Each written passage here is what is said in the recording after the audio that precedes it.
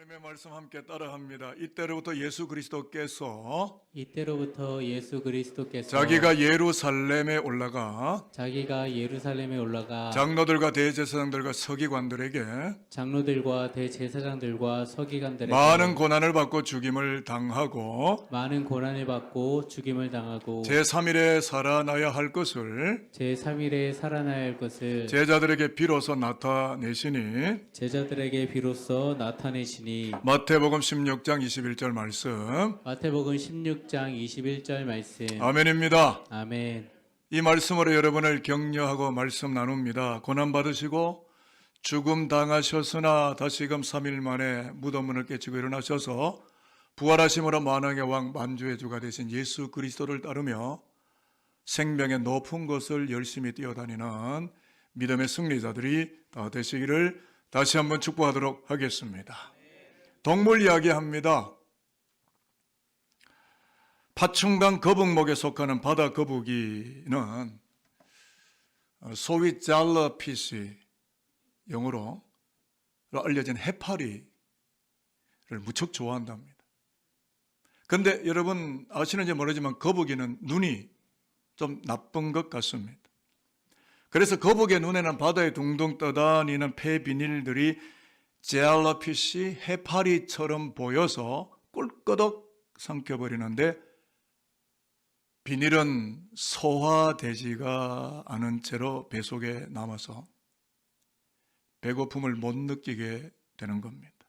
그래서 비닐을 삼켜버리게 된 거북은 위조된 배부름에 사로잡히게 되고 정작 자신에게 필요한 먹이를 섭취하지 않게 되어지면서 스스로 배부른데 굶어서 죽습니다.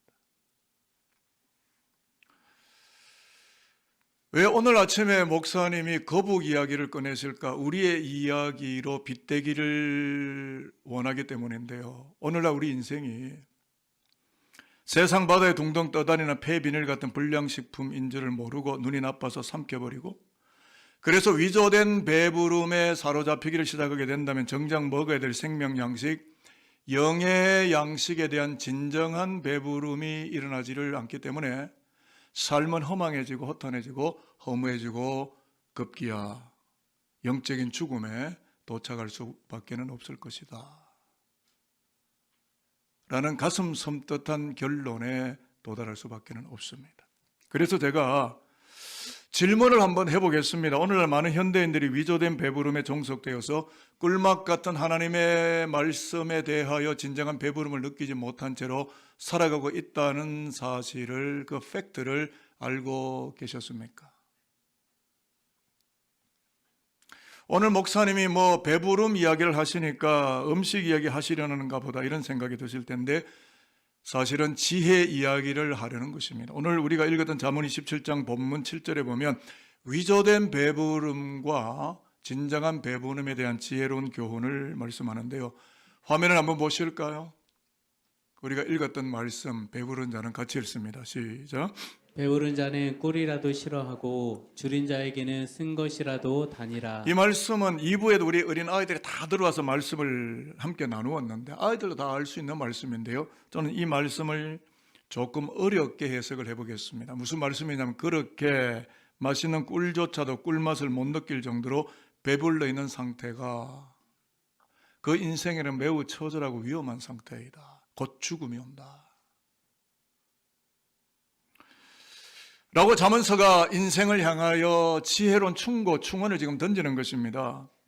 일례를 들자면 주석학자들은 이 부분을 제가 쭉 읽어보니까 꿀이라는 음식의 소유, 돈, 지식, 학식, 경험, 쾌락, 욕망 등과 관련을 시켜서 재해석을 하게 되는데 일례를 들면 쾌락에 이미 배부른 자는 웬만한 기쁨이 와도 배부름을 느끼지 못하게 되지만 자신의 영적인 배고픔을 뼈저리게 느끼는 자는 밋밋하고 작은 것 하나에도 배부름을 얻게 되고 달달한 만족과 기쁨을 맛보는 오직 하나님께로서만 주어지는 진정한 배부름과 지혜로움이 그 삶의 한복판에 넘쳐나게 된다는 지혜의 말씀입니다. 여러분 인생을 살면서 한두 번쯤은 들어보셨겠지만 헛배가 불러온다, 헛배가 부르다 라는 말 들으셨을 텐데요. 의학과 약학에서는요, 먹은 게 없는데도 헛배가 부르는 것은 급체, 갑자기 체했거나 담낭, 위장, 대장 등의 소화기관에 질환이 생겼기 때문에 발생하는 위조되어진 배부름이다라고 하는데요. 쉽게 말씀드리면 병들었다는 뜻입니다. 좀 더 어렵게 이야기를 드립니다. 생리학적으로 볼 때 배고픔을 느끼는 것은 생존을 위해서 인체에 필요한 영양소를 공급받는 하나님의 허락하신 정당한 생명 활동을 말하는 겁니다. 그리고 배고픔을 느낀다는 것은 배부름이라는 목표점을 향하여 나아가려는 생존의 시그널, 신호이기도 합니다. 그러니까 배고픔도 배부름도 하나님이 주신 은총인데 이 배고픔과 배부름은 인간을 건강하게 존재하도록 하는 필수 불가결한 요인이다라는 것입니다. 그렇다면 여러분, 우리가 예수를 그 십자가를 나의 생명으로 받아들이고 그리스도의 길을 따르는 기독교 신앙자들인데 우리 스스로에게 이렇게 질문을 한번 던져보면 어떻습니까? 제가 3가지 질문을 가지고 왔는데 하나님의 말씀을 몇 날 며칠씩 먹지 않았는데도 전혀 배가 고프지 않다면 혹 나는 위조된 헛된 헛배가 불러온 배부름에 빠져 있는 것은 아닐까? 그리고 혹여라도 내 안에 폐비늘 같은 것이 자리 잡고 있어서 영적 신진대사가 멈춰버린 것은 아닐까? 더 나가서 그렇다면 나는 하나님 앞으로 촘촘히 나가서 정기검진을 받아봐야 되는 것은 아닐까? MRI, CT 촬영실에 들어가서 나 자신을 단청 촬영해 보는 것이 맞지 않을까 하는 이런 질문들이 되겠습니다. 오늘 제가 지혜 이야기를 드린다고 말씀을 드렸는데 위조된 배부름은 술 취함, 음란과 사치, 권력, 물질의 욕망이라는 비닐들을 삼키게 되어서 더 이상 지혜로움에 대한 배고픔이 일어나지 않게 되고 그래서 지혜가 없어지니까 지혜가 존재하지 않으니까 지혜가 섭취가 되지 않으니까 내 영혼이 진정한 배부름에 나아가지를 못하게 된다라는 것을 오늘 우리가 인생을 살면서 신앙의 길을 걸으면서 반드시 배우고 자각하고 깨닫고 기억해야 될 것이다 하는 겁니다. 목회적으로 말씀을 드린다고 하면 달짝지근한 세상 것만 자꾸 섭취하고 먹기 때문에 꿀맛 같은 하나님의 말씀이 맛이 없고 헛배만 불러오고 더부룩하고 영적 배고픔을 뼈저리게 느끼지를 못하게 된다라고 저는 말씀을 드리고 싶습니다. 지금 내가 배부르다고 하는데 무엇 때문에 배부른 건지, 어디에 배부른 건지, 어떤 것이 배부른 건지, 혹시 헛배는 아닌지, 그것이 과연 나에게 생명적인 배부름인지 를 질문해 볼 필요성이 있고 하나님 앞에 나가서 나 자신을 검진받아 볼 필요성이 있다고 저는 목회적으로 말씀을 드리는 겁니다. 그렇기 때문에 섭취되어야 될 게 섭취되지 않고 엉뚱한 것들이 섭취가 되기 때문에 그래서 진리의 말씀이 영양 결핍 상태가 되어서 걱정, 근심, 염려, 자볼, 안석과 같은 심리적 방황이 존재 자체를 피폐하게 만들어 버린다는 게 오늘 본문 8절의 말씀입니다. 자, 8절을 화면을 보시고요. 저게 무슨 지혜일까? 같이 한번 읽어보실까요? 고향을 떠나 시작. 고향을 떠나 유리하는 사람은 보금자리를 떠나 떠도는 새와 같으니라. 아까는 바다 거북이 이야기했는데 오늘은 지금은 새 이야기를 하겠는데요. 떠도는 새가 우리에게는 메시지가 돼요. 새가 둥지, 네스트, 둥지를 떠나서 허공을 방황하며 날아다니듯이 생명의 네스트, 생명의 진정한 보금자리가 돼서 하나님 그분의 말씀을 섭취하지 않고 엉뚱한 것, 허망한 것을 삼켜버려서 진정한 배부름을 느끼지 못하게 됨으로써 이곳저곳 정처 없이 돌아다니며 방황하게 되어지고 괴로워하는 신세가 되고 만다는 것을 깨우쳐주는 지혜로운 말씀, 지혜가 가득 탑재되어져 있는 말씀이 오늘 이 본문의 이야기가 됩니다. 그렇습니다, 여러분들. 말씀을 섭취하여서 하늘의 지혜로 흥건하게 젖어지고 하늘의 지혜로 배부름을 얻어야만 인생의 방황이 끝나는 겁니다. 여러분, 돈 얼마 정도 계시면 배부르시겠어요? 권력을 얼마만큼 향유하시면 배부르시겠어요? 육체적인 피지컬한 쾌락을 얼마만큼 향유하고 누리고 쾌락에 나를 던지면 내가 배부르겠습니까? 배부름의 진정한 종결은 하나님의 말씀을 섭취할 때만 일어나게 되고 그 말씀 안에서 지혜가 우리에게 공유되어지고 우리에게 섭취되어질 때만 인생의 방황이, 떠도는 방황이 종식된다는 게 잠언서의 말씀이 되겠습니다. 그렇다면 여러분, 욥기, 시편, 잠언, 전도사가 욥시, 잠자나 이 5권의 지혜 문학서 가운데 오늘 잠언서 말씀을 보면서 진지한 질문 한 가지가 생기지 않습니까? 목사님 어떻게 하여야 인생의 방황과 공회전에 종지부를 찍고 말씀에 대한 배고픔을 뼈저리게 느끼는 상태로 내 건강과 내 영성이 회복되는 걸까요? 라고 여러분은 저에게 질문하려 하지 않습니까? 사실은요, 이 방황이 끝나려면 금식을 해야 됩니다. 욕망적인 것, 세속적인 것, 배부르게 못할 헛된 가치관들을 섭취하지를 말고 금식하며 나를 비워야만 한다. 즉 비움의 신앙을 내 안에 장착해야 된다.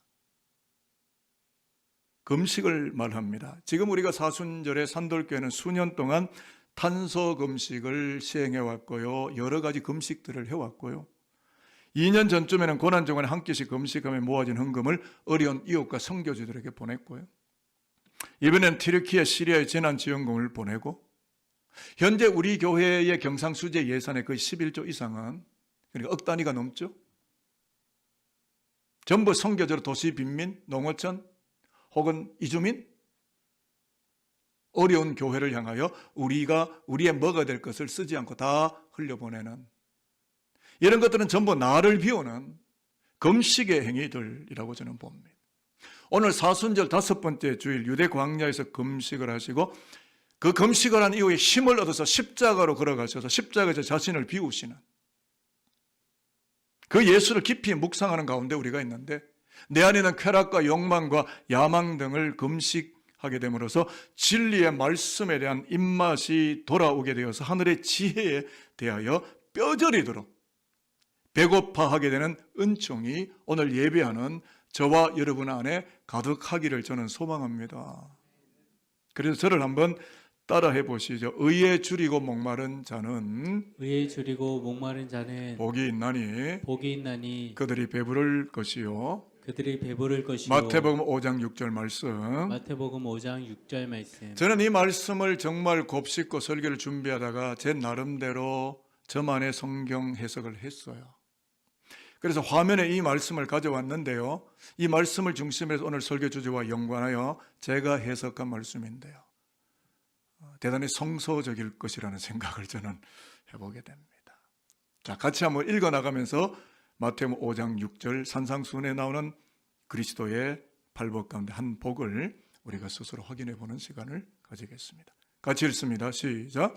위조된 배부름을 가져다주는 욕망, 쾌락, 야망을 스스로 내려놓고 금식하며 십자가에서 피 흘리신 어린 양 예수가 주시는 구원의 의를 배고파하고 갈망하는 자는 복을 받은 자들이며 그들은 진리의 말씀이 주시는 하늘의 지혜로 진정한 배부름을 얻게 되는 것이요. 마태복음 5장 6절 말씀. 제가 내린 해석입니다.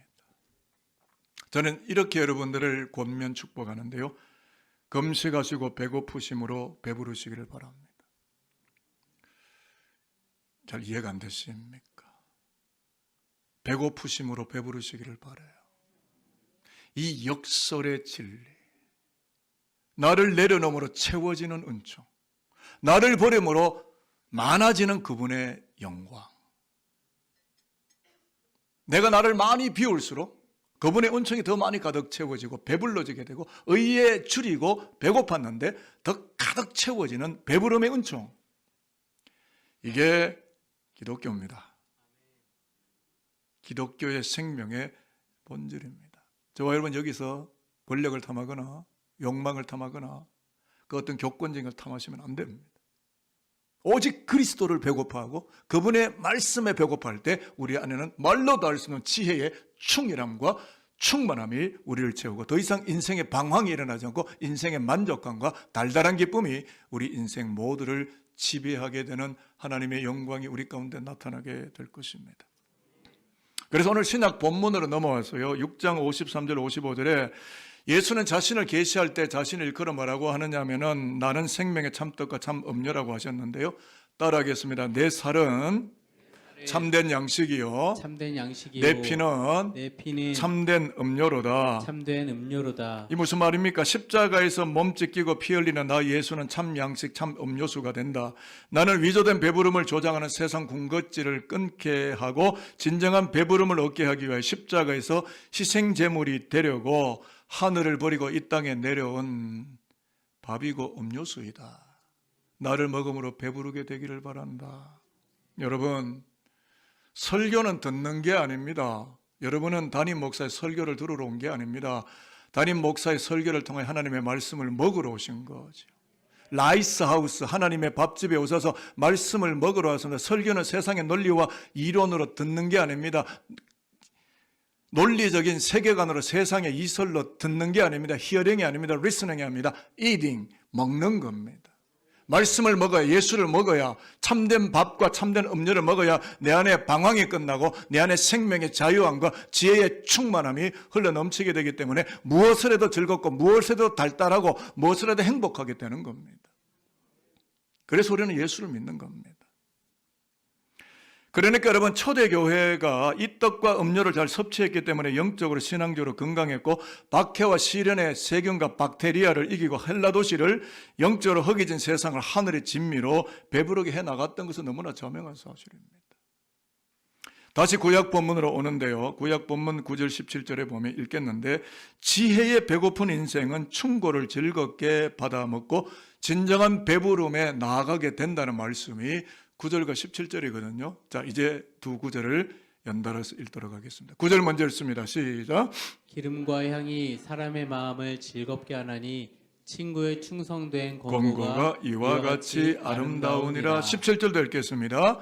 철이 철을 날카롭게 하는 것 같이 사람이 그의 친구의 얼굴을 빛나게 하느니라. 여러분, 친구는 뭐예요? 충고할 수 있는 관계예요. 충언을 줄 수 있는 관계. 마음이 상하지만 자존심을 건드릴 수 있는 말들을 던질 수 있을 때 친구예요. 예수는 우리에게 친구라 그랬어요. 너희는 종이 아니라, 요한복음 15장에 보면 너희를 종이라 하지 않고 이제는 친구라 하리니 내 말을 들으라. 내 말에 거하면 너희가 많이 열매를 맺고 절로 진액을 받아먹고 생명의 과실이 풍성하게 되리니. 여러분, 친구의 충언 잘 듣습니까?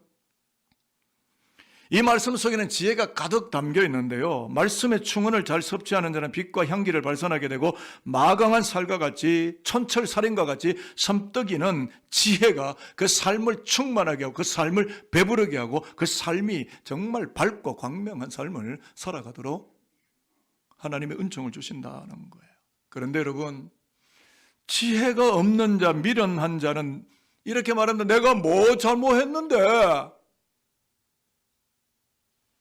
라고 하면서 성질을 내고 뿔뚝 성질부터 낸단 말이죠. 그러면 그 다음부터 거래가 안 되고 대화가 안 되는 거죠. 읽진 않았지만 우리가 잠언서 27장을 쭉 읽어 나오는데, 잠언 27장 마지막 밑에 22절에 보면 이런 말씀이 적혀 있어요. 미련한 자를 곡물과 함께 절구에 넣고 공의로 찌을지라도 그의 미련은 벗겨지지 아니하느니라. 참 무서운 말씀입니다. 미련이 아무리 곡물에 고춧가루나 양파나 마늘이나 막 옛날에 우리 어머니들이 막 절구에 넣고 공기로 막 찌우면 다 뽀개지고 고운 가루가 돼서 양념 고춧가루도 쓰고 김치도 담그고 막 다 하는. 이 미련한 사람은 절구로 찢는데도 이 미련이 안 깨지는 거예요. 여러분, 여러분은 지혜로운 자입니까?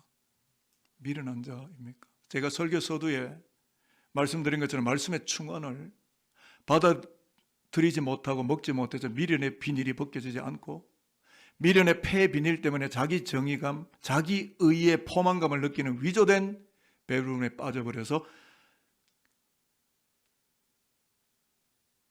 진정한 배부름의 자리에, 지혜에 대한 배고픔을 느끼지 못함으로 진정한 배부름의 자리에 나가지 못하는 빈한하고 빈곤하고 초라한 인생이 되고 만다는, 이것 역시 저는 지혜의 깨우침의 말씀이라고 저는 받아들여요. 설교의 마지막 부분입니다. 그렇다면 설교를 따라오시면서 들으면서 많은 생각을 하셨잖아요. 그렇다면 목사님 어떻게 해야 됩니까? 제가 길을 알려드릴게요. 성경 안에 그 욥법이 다 있는데, 눈 감는 날까지 지혜의 원천, 지혜의 저장고로 가서 순간마다 지혜를 가득 채워야만 헛된 배부름에서 벗어나고 참된 배부름을 살아가는 은총이 임하게 되는데요. 그럼 그 지혜의 원천, 지혜의 보고는 어디입니까? 저를 따라하십시다. 그리스도는 하나님의 지혜이니라. 하나님의 지혜이니라. 고린도전서 1장 24절 말씀. 고린도전서 1장 24절 말씀. 제가 처방을 드립니다. 예수를 받아들이면 지혜가 옵니다. 예수를 먹으면 지혜롭게 됩니다. 예수는 믿는 게 아니라 예수는 먹는 거예요. 그분의 살과 피를, 우리 다음 주일날 종려주일에 예수의 살과 피를요 먹어요. 그분을 먹고 마시면 그분이 나에게 밥이고 그분이 나에게 베버리지, 음료수니까 내가 그분을 먹으면 내 안에 지혜로움이 가득 차서 배부르게 돼요. 세상 보석, 세상 권력 하나도 부럽지 않아요. 적어도 저는 그렇습니다. 그래서 말씀의 결론 봅니다. 지혜이신 예수의 말씀, 그분의 충언을 충실하게 섭지하고 또 그 말씀이 내 영혼을 향하는 충실된 언어로 받아들이고 소화를 잘하게 되면, 그 말씀을 먹으면 건강하고 배부르게 눈 감는 날까지 살아가는 진정한 기독인이 되어진다는 걸 믿으시는 분들은 아멘입니다. 이제 말씀 끝낼게요. 정말 오늘 예배하는 저와 여러분과 우리의 자녀들이 맛있고 지혜로운 삶을 살아가기를 희망하며 이렇게 축복합니다. 말씀의 밥집 라이스 하우스 인 산돌께 들어서는 순간에 군침이 돌고 식욕이 상승해서 말씀의 식탁을 너무나 정결하고 맛깔나게 차려주시는 거룩한 셰프가 되시는 예수 그리스도께서 나에게, 내 영혼에 먹여주시는 충성된 말씀과 충언을 잘 먹고 소화를 해서 눈 감는 그날까지, 우리의 심장이 꺼지는 그날까지, 내 호흡이 마지막 중단되는 그날까지 지혜롭게 맛있게 행복하게 복음으로의 길을 잘 걸어가는 예배자들이 되시기를 주 예수 그리스도의 이름으로 축복하도록 하겠습니다.